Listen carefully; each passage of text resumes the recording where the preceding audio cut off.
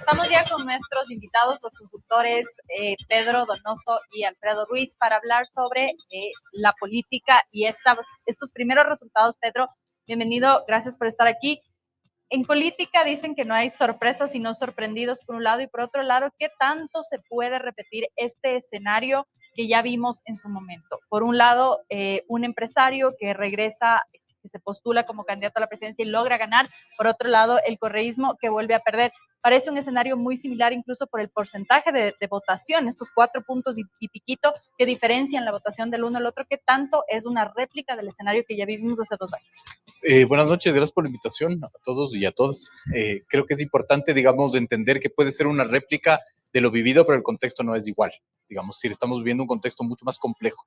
Yo creo que hay que regresar a ver, más allá de los resultados, más allá de, digamos, de lo electoral, hay que regresar a ver lo que no estamos viendo, ¿no es cierto? Primero, un Daniel Noboa con la soledad del poder, eso es supremamente importante analizar. Porque no tiene partido. Porque no tiene partido, porque no tiene bloque. Es decir, ni siquiera, digamos, podemos decir que sus asambleístas son su propio bloque, ¿no? Javier Rodríguez, que es este analista de datos, hacía un análisis súper interesante. Él decía, por ejemplo, a Luisa González, ¿no es cierto?, tuvo un 37% de votación en primera vuelta y su bloque de legisladores un 37%. Es exacta la comparación. Daniel Noboa tuvo un 21.4% en primera vuelta y su bloque un 11.3%. Es decir, ni siquiera hay la relación política, identitaria, ideológica con su bloque. O sea, quiere decir de los que la votantes. gente que votó por Noboa no necesariamente votó por el bloque, a diferencia de la militancia de RC. Exactamente. Pero no pasó eso también un poco con Guillermo Lasso, haciendo el símil de lo que sucedió en el 2021, sí. Porque Guillermo Lasso tampoco tenía un bloque fuerte, y de hecho de los primeros shocks que tuvimos como país fue cuando se alía de pronto en el legislativo con la izquierda, sí, en lugar de la gente de derecha. Pero por lo menos, digamos, Guillermo Lasso tenía un partido propio. Daniel Noboa ni siquiera tiene un partido propio. Están así, yo le escuchaba a Sol decir que incluso celebra la victoria, ¿no es cierto?, en su casa y en la playa, ¿no es cierto? Eso y es muy decidor también. Es ¿no? absolutamente decidor. Entonces, Noboa, ¿no es cierto?, y su soledad del poder, la Revolución Ciudadana con la capacidad de hacer oposición en la legislatura y en finalmente los gobiernos autónomos centralizados, aún no hemos visto los resultados de la Asamblea, por ejemplo. Eso puede variar. La Revolución Ciudadana puede ganar 2 por o la 3 votación curules, en el exterior. por la votación en el exterior, exactamente. Pueden perderse otras curules, digamos, por ejemplo, Lucio Gutiérrez podría perder su curul porque, digamos, es una votación muy baja, etcétera. Construye también podría perder. Construye también podría haber, exacto, porque los escaños en el exterior, digamos, están divididos 3-3, ¿no? Entonces, tenemos una Revolución Ciudadana que puede hacer oposición desde el legislativo y desde los GATS. Tenemos un Partido Social Cristiano, ¿no es cierto?, que en teoría estaría manejando el Consejo de Participación Ciudadana con la presidencia y vicepresidencia. Es decir, eso desde lo institucional y la justicia en disputa. Y desde lo no institucional, ¿no es cierto?, es decir, desde la periferia, unos movimientos sociales ávidos, ¿no es cierto?, de tener presencia política, pero no se olviden. Y una olla de presión ahí, ¿no? Una olla de presión, pero además, ahorita ya acaba de iniciar digamos, la campaña para el 2025. Ahorita ya empezó, ¿no? Entonces, unos movimientos sociales activos y un crimen organizado que desde la periferia también, digamos, intenta poner su agenda. Ahora Luisa González, en las palabras que dio cuando ya aceptando la derrota, decía que lo que se espera en la Asamblea, por ejemplo, es que va a haber unidad y que se va a haber apoyo a los proyectos políticos que beneficien al país. Eso decía. ¿Será que el correísmo aprendió que ser oposición no necesariamente te pone en la presidencia? Porque si bien, y leí un montón de tweets de la gente diciendo, lo único que nos une como ecuatorianos es el rechazo hacia el gobierno de Guillermo Lasso, y fue el correísmo quien tuvo esa oposición fuerte al gobierno y no llega a la presidencia de todas maneras. ¿Será que vemos por ahí ya una autocrítica de decir no necesariamente la oposición, ser oposición a un gobierno te da el siguiente espacio? Pero hay varias cosas, ¿no es cierto? La primera ahí es, hay que hacer un estudio cualitativo súper profundo de por qué el correísmo no es suficiente para resolver los problemas de este país. Es decir, fue clarísimo que lo primero que hizo Guillermo Lasso fue ponerse la camiseta del anticorreísmo, ¿no? El gobierno de Guillermo Lasso es un fracaso en todos los frentes que se pueda ver. Y eso no es suficiente para el correísmo. Eso no fue suficiente. Es decir, ¿qué es lo que está sucediendo alrededor de eso? Uno. Y dos, yo creo que es altamente probable que Noboa sea mucho más pragmático y acepte el acuerdo de gobernabilidad, socialcristianos, correísmo, ADN, y que Henry Kronfeld sea el nuevo presidente de la Asamblea. Concuerdo con lo que dice Pedro, y voy acá, le dije a Alfredo, es Arturo Ruiz.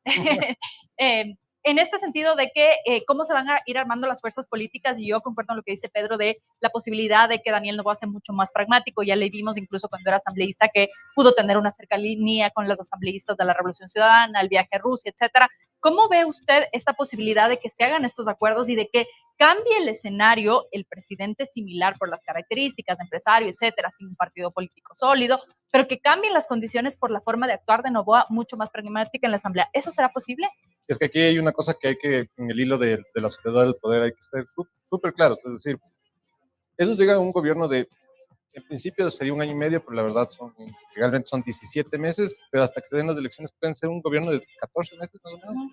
Entonces, en ese tiempo y en esta soledad del poder hay que entender quién va a ser su gabinete y que ese gabinete que va a entrar tiene una curva de aprendizaje. Primero tienen que llegar a ver qué hay en el medio, ¿cierto? Ahí puede estar la clave. Exacto. Gobernar. Y lo otro es quién va a ser su equipo también político.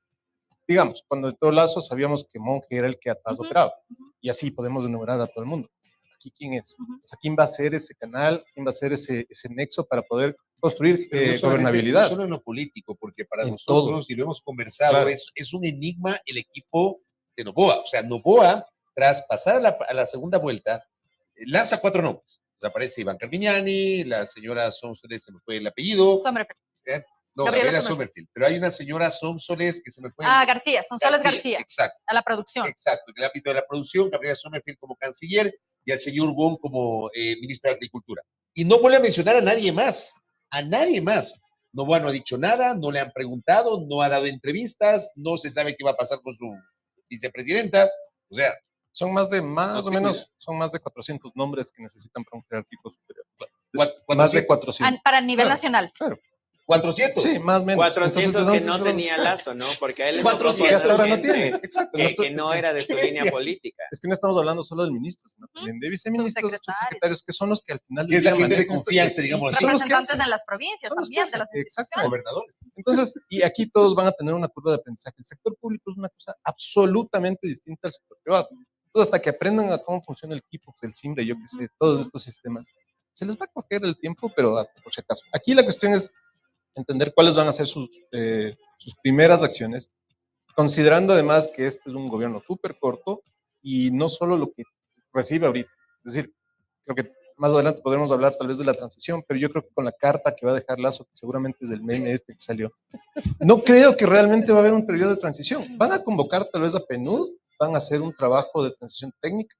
Desde mañana deberían estar los equipos sentados en conjunto para poder tratar de salvar Pero las dicho cosas. esto significa la posibilidad o el escenario ideal para Daniel Noboa y para la Revolución Ciudadana y para el Partido Social Cristiano, para buscar una forma de hacer algún tipo de acuerdo político para que haya más gobernabilidad y que no se repita el mismo escenario y en un año estemos ante un gobierno nuevamente fracasado porque diciendo que le han saboteado en la asamblea, una oposición que tampoco colabora.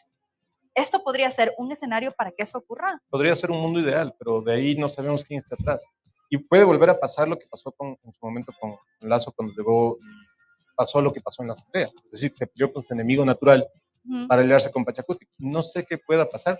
Todo dependerá de quién está atrás, quién va a ser la cabeza. Pero siempre hay la posibilidad de 1 año y medio más de la culpa es de Correa y creo que eso fuera lo más perjudicial. Pero yo quería preguntarle a Pedro que tal vez sí hay señales de que Daniel Noboa llegaría a tener un acuerdo más sólido entre diferentes bancadas, porque uno de los puntales que le atacaba el mismo correísmo era la visita de Daniel Noboa a Rusia como asambleísta, pero dentro de esa visita también había asambleístas de la Revolución Ciudadana y dentro del legislativo Noboa sí era un poco cercano con asambleístas como Marcelo Holguín, por ejemplo. Sí hay luces de que ya se está perdiendo esa línea de correísmo, anticorreísmo.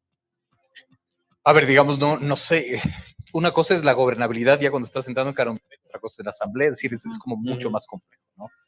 Creo que finalmente por la sobrevivencia, creo que el escenario más pragmático, más probable sería ese, el aceptar de gobernabilidad para asegurar gobernabilidad, insisto, en un corto plazo, ¿no es cierto? Pero también va a venir, por ejemplo, el elemento o el tema de una posible consulta popular, por ejemplo, ¿no? Por ya la ha digo, mencionado bastante. y que ya empezó la campaña finalmente, ¿no? Es decir, no es solo la campaña del 2025, sino es la campaña a la consulta popular. Entonces, se empieza a desordenar todo y es interesante porque en el desorden no se mantiene un desorden. Pero tú tienes claro, Pedro, tú tienes claro los temas de la consulta popular.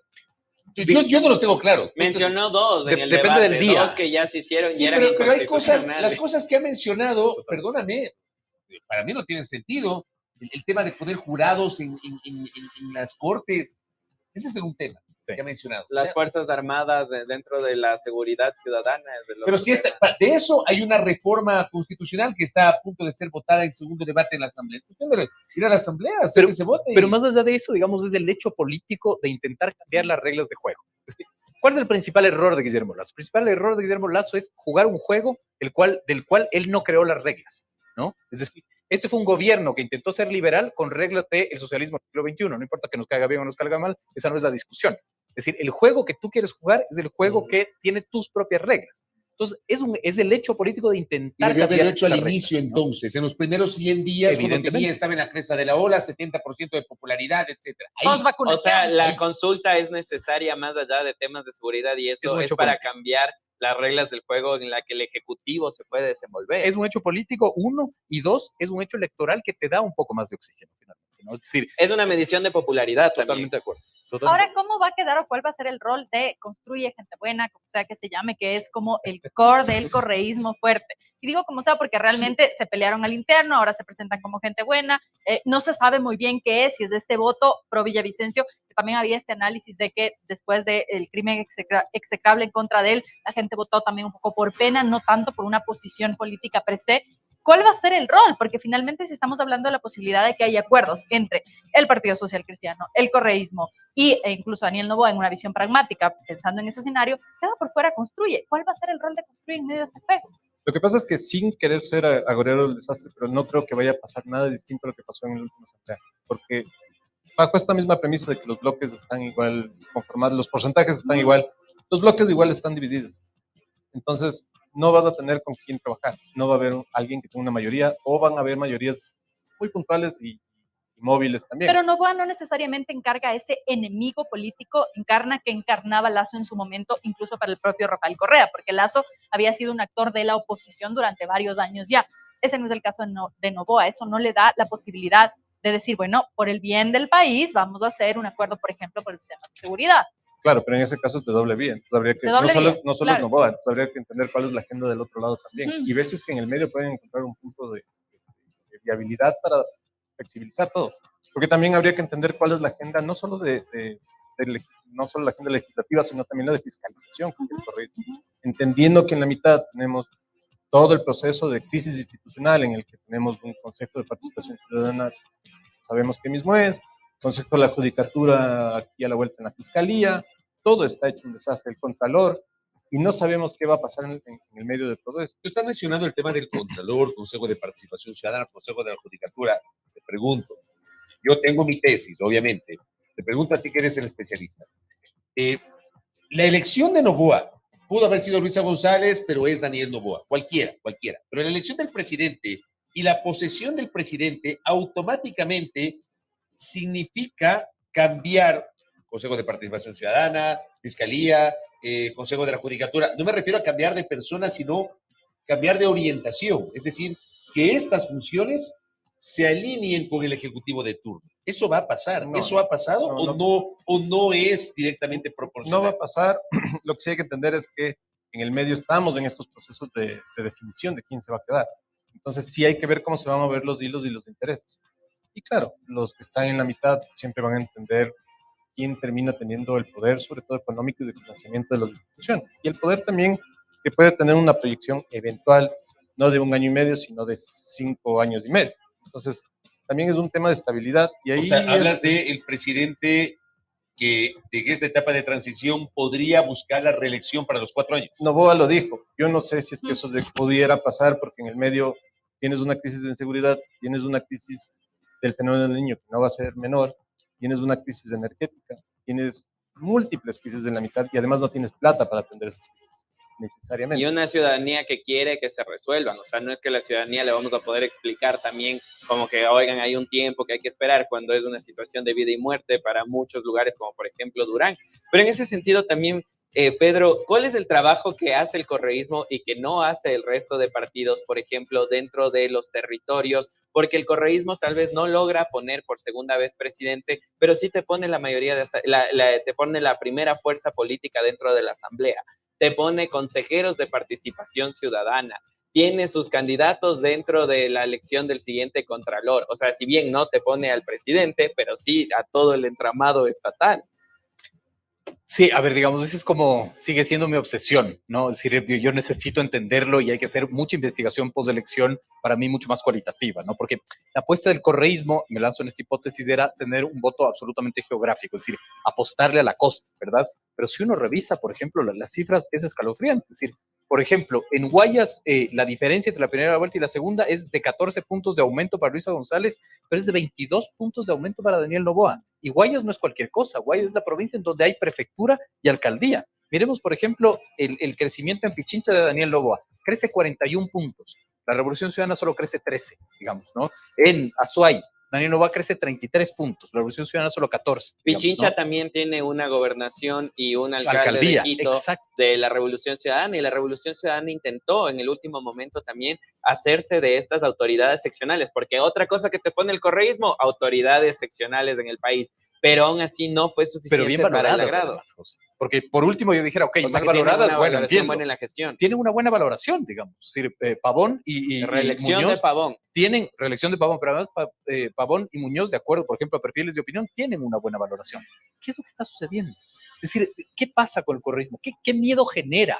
¿Qué es lo que sucede? ¿Por qué no puede romper su techo? ¿No? ¿De qué color es? ¿De qué forma es? ¿No hay ¿Qué ahí mito una influencia tiene? de la figura de Rafael Correa, tal vez? Todo debe ser investigación. Es decir, es que ni siquiera puedo concluir algo que me ayude a orientar. O tal vez eso de ya van a ver, Sí. ya Y eso es volvemos, Correa. los Es una medios de figura de comunicación, ya falta poco, Bueno, y la fiscal se va a ir cuando... fue similar en el 2021. La victoria será hermosa. Fue similar en el 2021. Pero es que si tú revisas las cifras, y eso lo estábamos analizando hace poco, ¿no? Las cifras de 2023 de este momento son muy similares porcentualmente hablando a las cifras de 2021. Así es. Igual Pero fue muy similar, digamos, el discurso violento, ¿no es cierto?, de Correa en el No ha 2021. cambiado, porque No tampoco ha cambió, habido pero tal vez por un eso mea no crece. culpa. pero en febrero ganaron sus seccionales. Y la consulta Pero popular tal la vez ganó porque las Correa. seccionales tienen otras lógicas. Pero no importa, pero finalmente, digamos, lo que quiero decir es por qué el correísmo es de un color en las Pero seccionales quizá y de la otro figura color del en correísmo las es distinta en nacionales. las nacionales, porque en las seccionales la influencia que puede tener Rafael Correa para dividirse en todas las provincias es mucho más compleja que la que puede tener un solo diálogo De versus acuerdo. en el espacio nacional. Pero, por ejemplo, en Manabí, ¿no es cierto?, la candidatura de Leonardo Orlando era el prefecto de Correa, finalmente.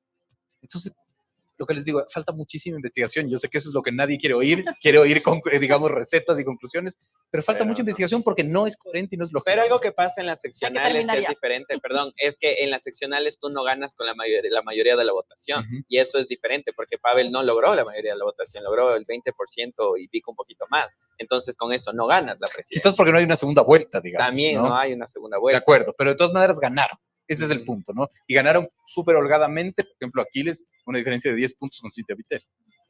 Casi se gana una denuncia, Pavel, también electoral, por nada. Con eso vamos a terminar. Agradecemos a Arturo y a Pedro por habernos acompañado esta noche y revisamos las cifras en este momento con el 90.